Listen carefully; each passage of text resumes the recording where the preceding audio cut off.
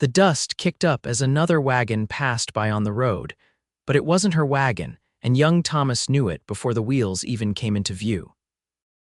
It had been 3 weeks since his father, Nathan Jones, had stood frozen at the edge of their property, watching as Eliza Dawson had climbed aboard that westbound wagon, her promises still hanging in the air between them. Pa. Thomas called from the window, his small fingers pressed against the glass. Pa, she's coming back. She promised. Nathan turned from his work at the barn, hat pushed back on his head, revealing eyes that had grown weary from hope and disappointment. The Montana Territory was unforgiving in 1876, even more so for a man trying to raise a boy alone on a modest cattle ranch. At 32, Nathan had thought himself past the age of foolish romance, until Eliza had arrived 6 months ago to teach at the newly established schoolhouse in Whisper Creek. "I know she did, Thomas," Nathan replied, crossing the yard to the small cabin they called home, "but promises out here sometimes get carried away by the wind." Inside, the cabin smelled of pine and the morning's coffee.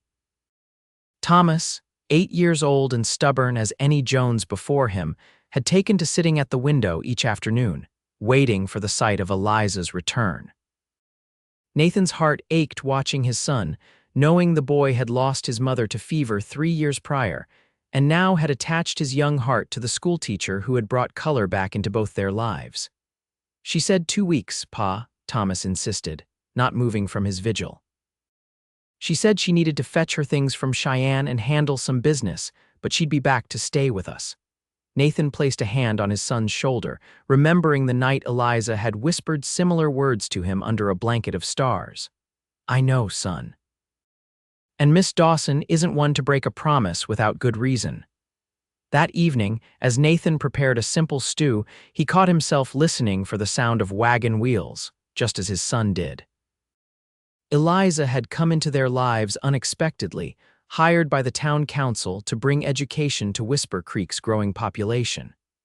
She'd arrived with nothing but 2 trunks and more determination than most men Nathan had known.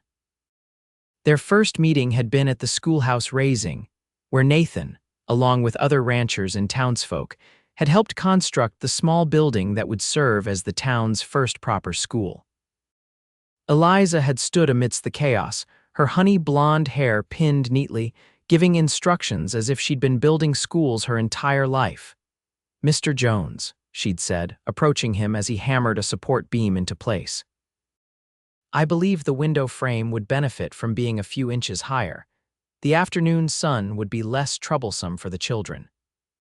He'd stared at her, this woman who spoke with such confidence, whose green eyes held no hesitation despite being new to a town where most women deferred to men in matters of construction.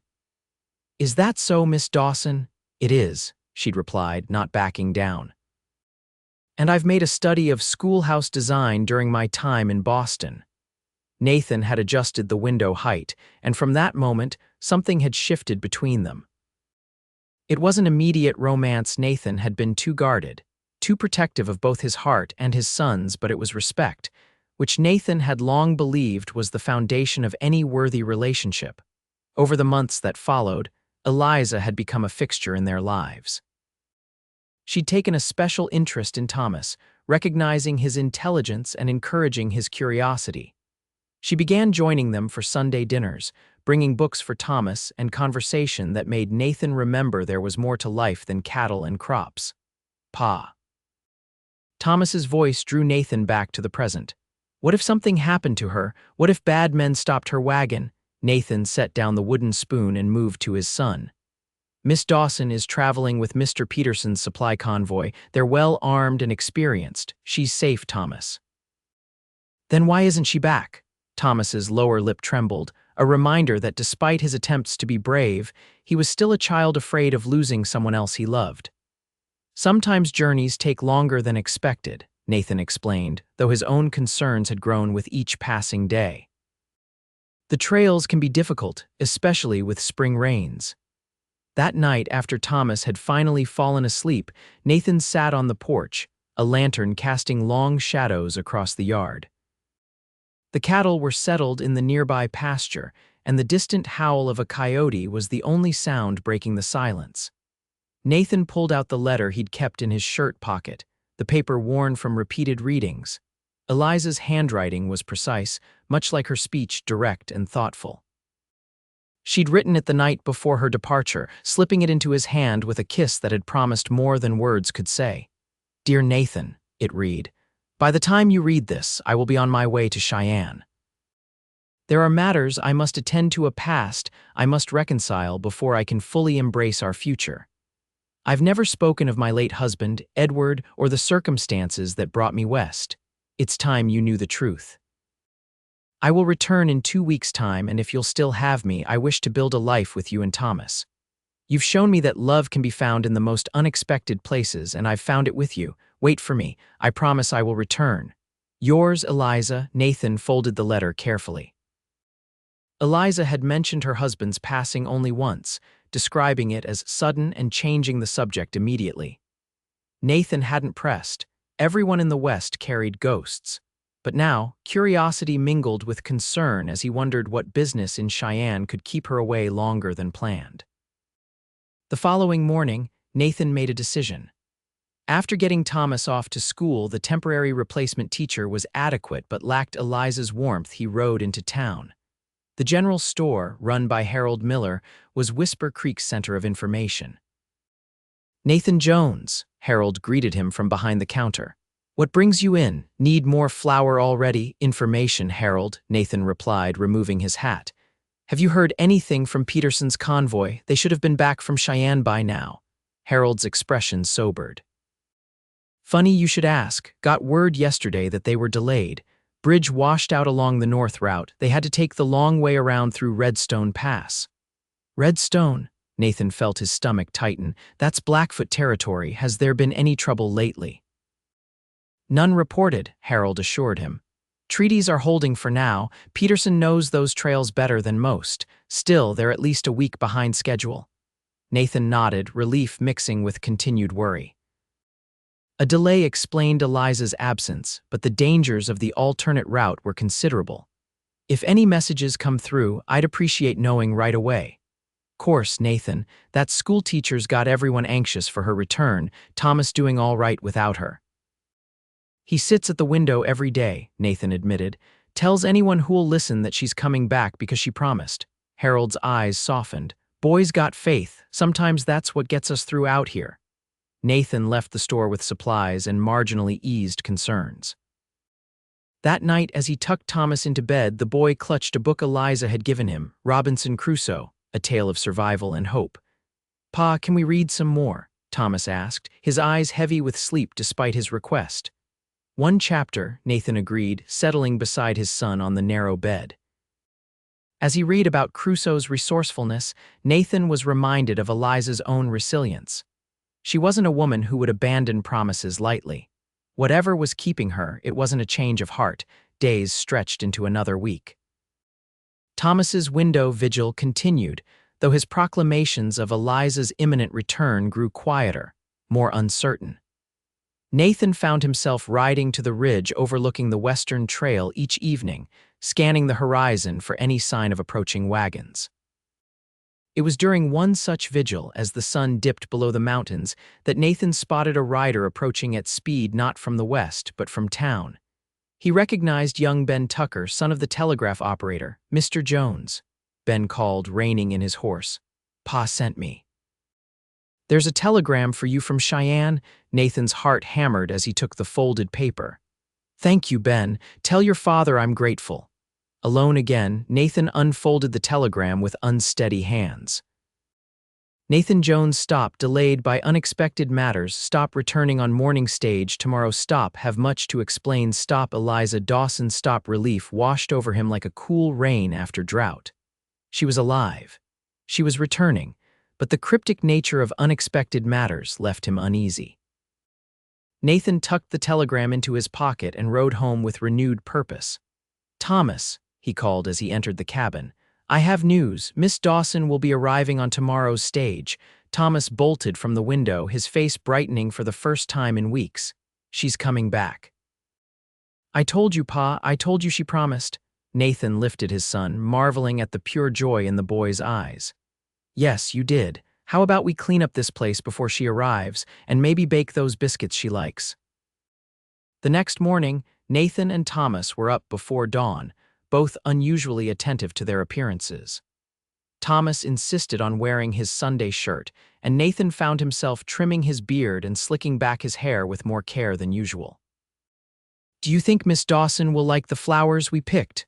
Thomas asked, glancing at the wildflower arrangement they'd gathered from the meadow. "I think she'll love them," Nathan assured him, though his own nerves were fraying as they rode into town. The stage wasn't due until noon, but neither Jones Mail could bear to wait at the ranch any longer. Whisper Creek was busier than usual for a Thursday. Word of Eliza's return had spread, and several townsfolk nodded knowingly as Nathan and Thomas took up position outside the stage coach office. Thomas resumed his familiar vigil, this time at the window of the office, watching the road leading into town. "She'll come, Pa," Thomas said firmly. "She promised." Nathan placed a hand on his son's shoulder, drawing strength from the boy's unwavering belief. Noon came and went with no sign of the stage. By 1 o'clock, Nathan began to pace. By 2, even Thomas's certainty seemed to waver. "Stages run late all the time," Nathan reassured his son, though his own doubts were mounting, especially after rains. Just as the town clock struck 3, Thomas let out a whoop that startled everyone in the vicinity. "There, I see it, Pa. The stage is coming." Indeed, the distant cloud of dust was growing larger, and soon the distinctive outline of the stagecoach became visible. Nathan felt his heart race as the coach thundered into town, the driver calling to the horses as he pulled them to a stop before the office. The door opened, and a portly businessman emerged, followed by an elderly couple. Nathan and Thomas stood frozen, waiting. Then a gloved hand appeared at the door, and Eliza Dawson stepped down, looking travel-worn but as composed as ever in a blue traveling dress. "Miss Dawson." Thomas broke free from Nathan's grasp and ran to her, nearly knocking her over with the force of his embrace. "Thomas Jones," Eliza laughed, kneeling to hug him properly. "My goodness, have you grown in just a month you came back," Thomas said, his voice muffled against her shoulder. "I knew you would. I waited at the window every day." Eliza's eyes grew misty as she looked up and met Nathan's gaze over the boy's head. "I know you did, dear heart, and I'm sorry I took longer than promised." Nathan approached slowly, aware of the curious gazes of townsfolk pretending not to watch this reunion. "Welcome back, Miss Dawson." "Mr. Jones," she replied formally, though her eyes conveyed a deeper meaning. Then she straightened and gestured toward the stage. "There's someone I'd like you both to meet." Nathan's confusion turned to shock as a young boy, perhaps 5 years old, timidly emerged from the stagecoach. The boy had Eliza's green eyes and honey-colored hair, and he clutched a small wooden horse as he regarded Nathan and Thomas with evident apprehension. "This is Samuel," Eliza said softly. "My son." The revelation struck Nathan like a physical blow. Eliza had a child. A son she had never mentioned in all their conversations, in all the intimate moments they had shared. Thomas, recovering from his surprise more quickly than his father, stepped forward with childlike directness. "Hello, Samuel, I'm Thomas. Do you like horses? I have a real one named Copper." Samuel nodded shyly, clutching his wooden toy tighter. "I never seen a real horse up close." "Well, that won't do at all," Thomas declared with authority. "Pa, can I show Samuel Copper?" Nathan, still processing this unexpected development, managed to nod. "Of course." "But perhaps Miss Dawson and Samuel would like to get settled first." "Actually," Eliza interjected, "there's much we need to discuss. Perhaps we could speak privately while the boys get acquainted." The walk to the small hotel was tense with unspoken questions. Thomas had taken charge of Samuel, walking ahead and explaining the important features of Whisper Creek with the authority of a lifelong resident. Eliza and Nathan followed several paces behind, close enough to supervise but far enough for private conversation. "I understand you must have questions," Eliza began, her voice steady despite the nervous way she adjusted her gloves. "Just one," Nathan replied, his tone carefully controlled. "Why didn't you tell me you had a son?" Eliza's steps faltered momentarily. "Because until 3 weeks ago, I didn't know if he was still alive." Nathan stopped walking, turning to face her fully. What? It's a complicated story, Eliza said, glancing ahead to ensure the boys were still within sight. When my husband died, his family, wealthy people with considerable influence in Boston, blamed me. They claimed I was an unfit mother, that my teaching career demonstrated my unwillingness to properly care for a child. That's absurd, Nathan interjected. Yes, but they had judges and lawyers as friends. They took Samuel from me, claiming temporary guardianship while I recovered from my grief. When I tried to reclaim him, they vanished. For 2 years I searched, following rumors and hiring investigators I could barely afford. Nathan's anger softened as he saw the pain etched in her features. So you came west. Following a lead that Edward's brother had taken Samuel to Wyoming territory, Eliza confirmed. I took the teaching position here because Whisper Creek was within reach of Cheyenne, where I believed they were living. I planned to establish myself, save money, and continue my search. And then you found him, Nathan concluded. Not exactly. Eliza's smile was tinged with sadness. Edward's brother died of typhoid. His wife, overwhelmed with 3 children of her own and now a widow, reached out through investigators. She'd learned I was in the territory and offered to return Samuel to me. They had reached the hotel. Ahead, Thomas was pointing out the sheriff's office to a wide-eyed Samuel. I should have told you before I left, Eliza admitted. But I feared it would change everything between us, and I needed to focus entirely on reclaiming my son and ensuring he was well enough to travel. Nathan was quiet for a long moment. You're right, it changes everything. Eliza's face fell, but she nodded with resignation. I understand. A ready-made family is not what you signed on for when. It changes everything, Nathan interrupted. Because now Thomas won't be the only child waiting at that window. He'll have a brother to keep him company. Eliza's eyes widened. Nathan, are you saying? I'm saying that I fell in love with a woman who is brave enough to cross a continent for those she loves, who builds schools and shapes minds, who makes promises and keeps them against all odds. Nathan took her hand, ignoring the interested stares of passers-by. I'm saying that Samuel is lucky to have you as a mother, and if you'll still have us, Thomas and I would be honored to call you family.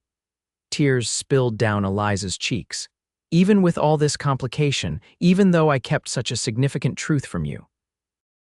Eliza, Nathan said gently, out here we all carry pieces of our past. Some are harder to share than others. What matters is that you came back, just as you promised. Thomas never doubted it for a moment.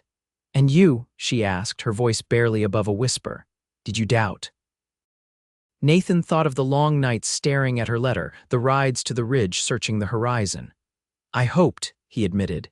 And out here, sometimes hope is all we have. That evening, Nathan brought Eliza and Samuel to the ranch. The cabin, clean and prepared for Eliza's return, now seemed inadequate for a family of 4. Yet as they sat around the table, Thomas excitedly showing Samuel his collection of treasures, a hawk feather, a polished stone, a carved whistle, Nathan saw not the constraints of their current home but the foundation of something greater. I'll need to add on to the house, he commented as he and Eliza stood on the porch after the boys had gone to sleep, Thomas having insisted that Samuel share his bed. Nathan, I know you don't expect it, he said, taking her hand. But I want to build something worthy of this family we're creating. Thomas has already claimed Samuel as his brother. Did you see how he's planning all the things they'll do together? Eliza smiled, leaning against his shoulder. Samuel hasn't spoken so much since I found him. He's been through so much confusion and loss, having Thomas immediately accept him. She trailed off, overcome. Children adapt, Nathan said. They find their way to happiness more directly than adults sometimes. And what of us adults? Eliza asked, turning to face him. Can we find our way just as clearly? In response, Nathan cupped her face gently and kissed her, a kiss that spoke of patience through separation, of faith rewarded, of a future now richer for having been tested by absence. The following week brought changes both subtle and significant to the Jones Ranch. Nathan began work on an addition to the cabin, and men from town, many former students' fathers grateful to Eliza, volunteered their help. Samuel slowly emerged from his shell, following Thomas everywhere and absorbing the older boy's lessons about ranch life with solemn attention. Eliza resumed her teaching position, now with both boys attending her school. The townspeople, after an initial flurry of gossip about her returned son, embraced the expanded family narrative with typical frontier practicality. Hard lives bred compassion for others' struggles, and Eliza's devotion to her students had already earned her the community's respect. 1 month after Eliza's return, Nathan proposed properly, presenting her with a simple gold band on the same ridge where he had watched for her wagon. "I can't offer the life you knew in Boston," he said as they overlooked the valley where their cattle grazed. "But I can promise that you and Samuel will never want for love or protection." "Boston was never home," Eliza replied, allowing him to slip the ring onto her finger. "Home is where promises are kept, where children wait at windows knowing their faith will be rewarded, where a man builds rooms onto his house to make space for more love." Their wedding was held in the schoolhouse Eliza had helped design, with Thomas and Samuel standing proudly beside them. Reverend Matthews spoke of covenants and faith, of journeys that bring souls together across impossible distances. Nathan thought these words particularly fitting for a union forged in separation and strengthened by return. As summer yielded to fall, the expanded cabin stood complete, with rooms for each boy and a small library where Eliza continued to educate not only her students, but increasingly, other women in town who sought to improve their reading. Nathan found himself learning alongside them some evenings, discovering authors and ideas he'd never encountered in his practical ranching life. "Pa, do you think we could get more books from Cheyenne?" Thomas asked one evening as he helped Nathan with the evening chores. "Samuel's almost finished all the ones we have, and he gets sad when he doesn't have new stories." Nathan smiled at his son's concern for his new brother. "I believe your mother already has plans for the school library, but perhaps we could commission something special for Christmas." "Like what?" Thomas's curiosity was immediately piqued. "Well, every family should have their story written down, don't you think? Maybe a book about a boy who waited at a window, absolutely certain that promises made would be promises kept." Thomas considered this with the seriousness only a 9-year-old could muster. "And it would have Samuel in it too, and how you and Ma got married, the whole story," Nathan confirmed. That night, as the boys slept and the ranch settled into darkness, Nathan found Eliza at the window, gazing out at the starlit prairie. "What are you looking for?" he asked, slipping his arms around her waist. "Nothing," she replied, leaning back against him. "Just appreciating what I've found." "Did you know that when I first came west, I was so focused on finding Samuel that I never considered I might find anything else? Certainly not a home, a husband, another son who would watch faithfully for my return." "Thomas never doubted," Nathan murmured against her hair. "Even when I struggled to maintain faith, he sat at that window every day, telling anyone who would listen, 'She'll come back,' she promised." Eliza turned in his embrace, her eyes reflecting the moonlight. "Children understand something we adults often forget, that love, at its core, is about keeping promises, even when the journey to fulfill them takes us down unexpected paths." "And now," Nathan asked, "what promises shall we make for this life we're building?" "That we'll always find our way back to each other," Eliza said without hesitation. "That our sons will grow up knowing that faith is rewarded, that waiting at windows isn't in vain." "That's a promise I can keep," Nathan replied, sealing the vow with a kiss that tasted of homecoming. Years later, travelers passing through Whisper Creek would remark on the prosperous ranch with the sprawling house, where children played in the yard and a schoolhouse stood on the property. They'd hear stories of the schoolteacher who had crossed a continent to reclaim her son, only to find a family waiting for her return. And sometimes, if they lingered at the general store long enough, they'd hear tell of a boy who had sat at a window, his faith unshakable, proclaiming to all who would listen, "She'll come back," she promised. And she had.